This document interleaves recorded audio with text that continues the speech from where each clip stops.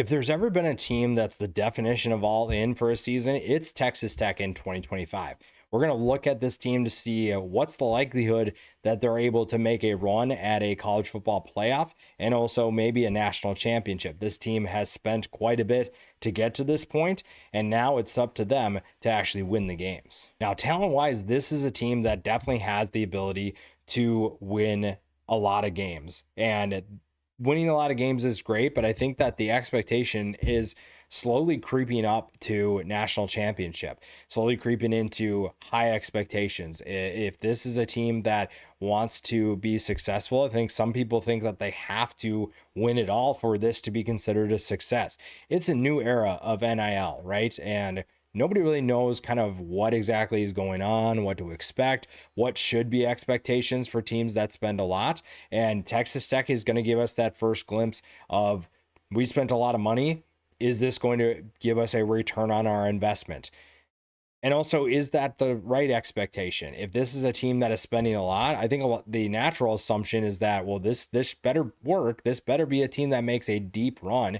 But are people going to be assuming that this should be a team that competes for a national championship? Is that going to be the expectation, or are teams truly going to be, we're going to spend money to make it to the college football playoff and then give us a chance to potentially win it?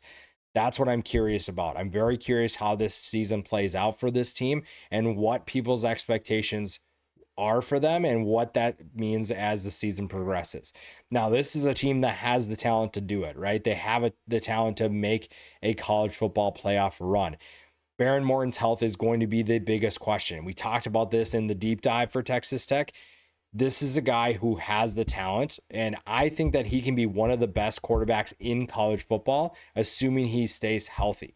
And I don't think that Behren Morton has the best arm talent. I don't think he's the most skilled quarterback in college football, but I do think that he's a perfect fit for this offense. I think that he has the right tools, the right experience to put him in successful positions and be able to make plays.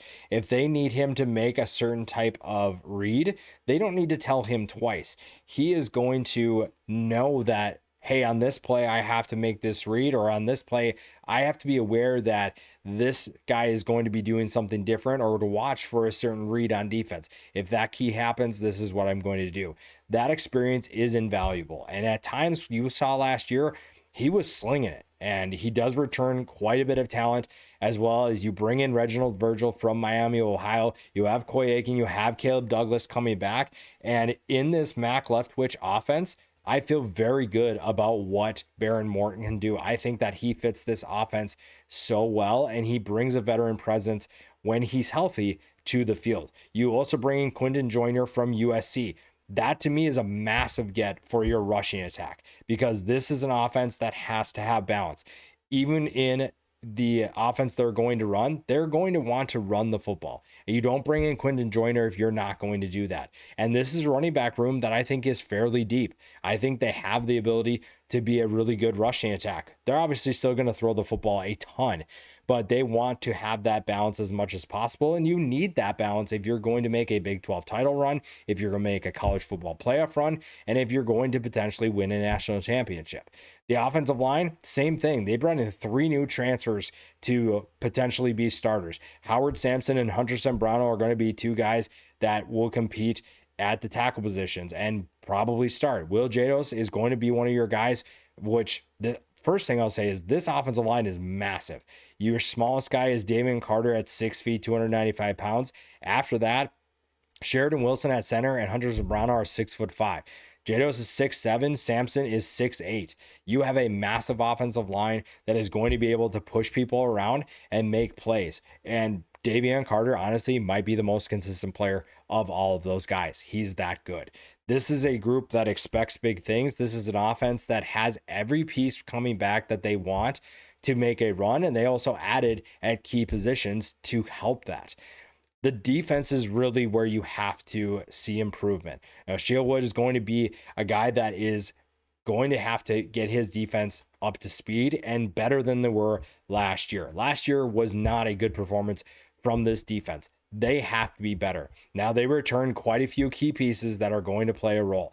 the linebacker position mainly. Ben Roberts and Jacob Rodriguez are two guys that had a tremendous impact on this team last year. They cannot be, the linebacker position can't be the only group that makes plays. That's why you bring in multiple transfers from the portal. You bring in David Bailey, which was one of the best additions for anybody at the edge position. David Bailey did a ton of good things for a terrible Stanford team. 8 tackles for loss, 7 sacks, 5 forced fumbles for a Cardinal defense that didn't have anybody helping him out. He was purely the only threat that defense had consistently, and he found ways to win even when teams knew that. You also bring in Lee Hunter and Skylar Gill-Howard from UCF and Northern Illinois, respectively. Those are two guys that I think will do things a little bit differently, but can be impact players regardless. Hunter has the bigger size and the more power in his frame. Skylar Gill-Howard has the quickness to be able to beat guys off the ball. You also bring Romello Height from Georgia Tech. You have a guy who is going to be a nice complement to David Bailey, and that gives teams kind of a conflict. Do you send help to David Bailey and trust that somebody can handle Romello Height? That's not a situation I want to be in. That's not a situation that I like. Or do you just say, we're going to play both of them the same and then hope that David Bailey doesn't torch you? That is a tough situation to be in, but it's a great situation if you're Texas Tech. That makes life easy for the linebackers behind them, and also makes life easier for a secondary that features multiple new transfers. Now, Cole Wisniewski is the guy that I think a lot of people are going to learn his name pretty quick. Has great size to his frame, and when he was an All-American at NDSU, he was hurt all last year, so we didn't get to see him play. When he was an All-American, he was making plays everywhere. His size also gives Wood the ability to move him around the field, maybe slide him up in the box as more of a linebacker too. That's going to be fun to watch. The secondary has work to do. This is a team that finished 133rd against the pass, and they will face some talented passing attacks. That is not going to change in 2025. That is going to be the same. This is a team that has high expectations, a team that has higher expectations for its defense, which has to happen if they want to have these high expectations for the 2025 season. Winning football games in the Big 12 is not easy, and honestly, it's not fun if you're trying to bet on it. This is a team that is going to have to find ways to be consistent. You are not going to make the college football playoff if you don't win the Big 12, plain and simple. There's too much damage that can be done because there's so many good teams. The depth in this conference is unreal. The depth is going to make life very difficult for any team in this conference.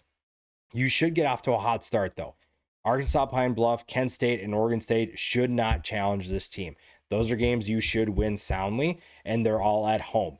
The road trip to Utah is really where you get your first tough test. If you can find a way to go to Utah and come away with a win against a Utah team that should be much better than they were last year, that's going to tell me a lot about this team's ability to make a run at the Big 12 title and also the college football playoff. If you can win in that kind of an environment, you can win in the college football playoff.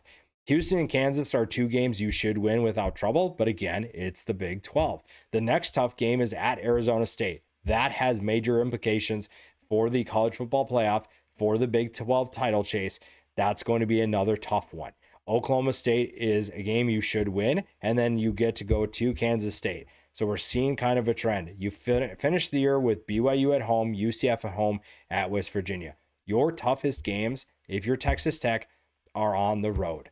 And while that is concerning, while that is challenging, if you're able to have success in those games and come away with 2, maybe 3 wins, I don't want to see this team in the college football playoff. I do not want to face this team because they went into 3 of the tougher environments against 3 of the tougher teams. I should say Utah is a tough environment for sure. And they're tough environments for different reasons.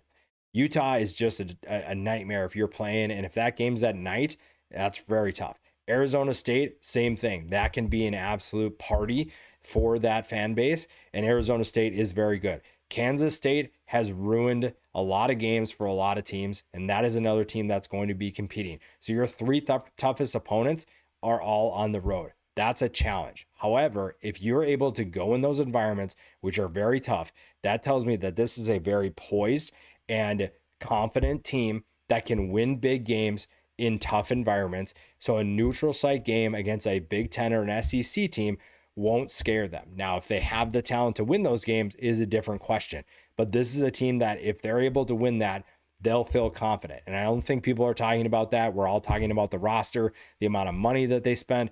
But there are things to this team. There are elements to this team that if they can prove we can win in tough environments, we can make big plays when it matters the most in those tough games, this is a dangerous team. Now, a lot has to happen to get to that point. There's a lot that's going to develop until then, but this is a team that has a ton of excitement and a ton of opportunity. If they take hold of that opportunity and they truly got the best return on their investment, this is a team that nobody's going to want to face in 2025.